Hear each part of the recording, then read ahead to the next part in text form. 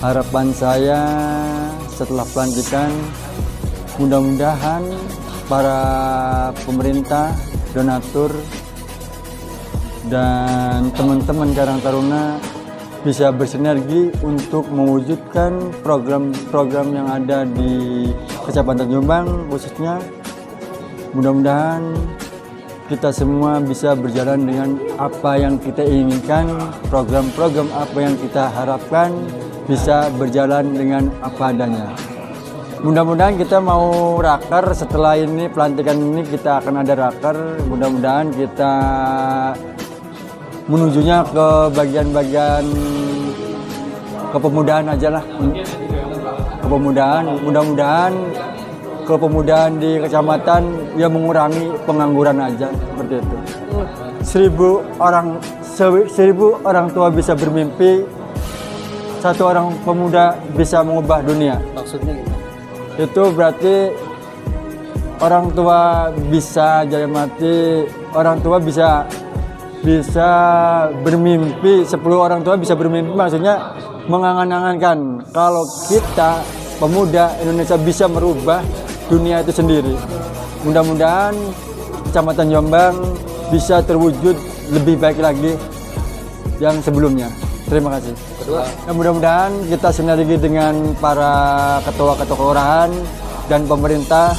Mudah-mudahan para ketua-ketua kelurahan khususnya dan para palura-palura yang se-Kecamatan Jombang mudah-mudahan saling mendukung dengan program-program yang akan ada di pembenahan untuk sirkulasi banjir itu sendiri. Mudah-mudahan kita bisa sinergi dengan kelurahan-kelurahan yang lain. Ada agenda kapan mulai untuk turun? Ya mudah-mudahan kita setelah pelantikan bisa dikondisikan bersama lurah-lurah. Mudah-mudahan. Ini adalah salah satu saya merasa terpikat dengan kegiatan Karang Taruna ini. Maka tempat pun saya fasilitasi untuk dilaksanakan April ini adalah di Wadah. Kenapa? Karena saya berpikir bahwa pemuda ini adalah aset kita.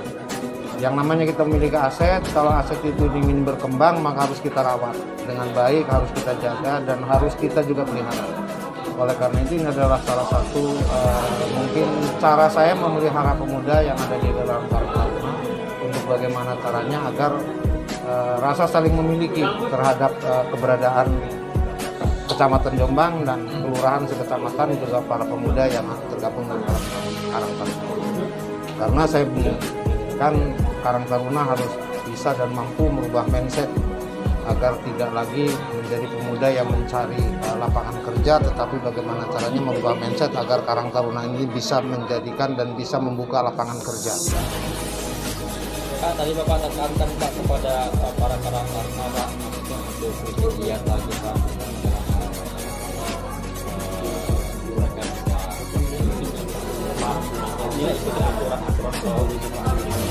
Itu yang pasti. Kenapa saya tekankan itu? Karena tadi saya katakan yang namanya pemuda adalah aset dan Bung Karno juga pernah berkata seperti tadi yang ada di semboyannya bahwa para orang tua itu hanya seolah-olah bisa mimpi, tetapi kalau satu pemuda saja sudah bisa menggoyangkan dunia. Oleh karena itu inilah yang menjadi bahwa Karang Taruna tuh jangan sampai terlena dengan OKP atau LSM yang lain yang sering mengadakan kegiatan karena ketidakpuasan dengan pimpinan, karena tidak kepuasan dalam kegiatan birokrasi ataupun pengusaha yang sehingga melakukan ini. Inilah yang menjadi satu larangan bagi saya selaku Kecamatan Jombang, karena yang penting sampaikan dengan komunikasi yang baik, koordinasi juga yang efektif. Saya kira semua masalah akan bisa terselesaikan.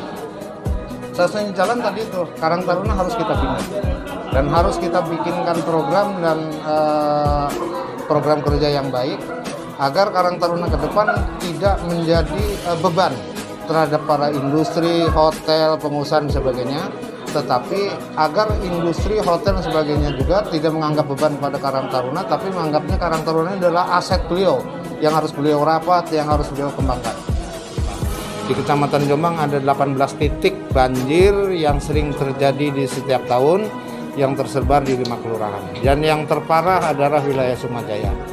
Kenapa? Karena di sana itu masih banyak bangunan liar, kemudian gorong-gorong yang ditutup oleh para pemilik toko, kemudian ada sungai juga yang kepemilikannya di Balai Besar Provinsi tetapi perawatannya nggak jelas, yang sehingga itu menimbulkan penumpukan sampah dan dikala banjir adalah menjadi banjir terbesar, ditambah dengan kiriman wilayah Cibeber yang masuk ke sungai itu langsung ke Panggung Rawi. Sementara di Panggung Rawi juga tertahan dengan adanya tol, adanya penyempitan. Makanya ini sudah kami data dan kami inventarisir. Tinggal bagaimana caranya nanti dari instansi yang terkait untuk dapat melaksanakan kegiatan ini dengan baik agar paling tidak dapat mengurangi banjir yang dari 18 titik umpamanya tinggal 1 titik atau 2 titik.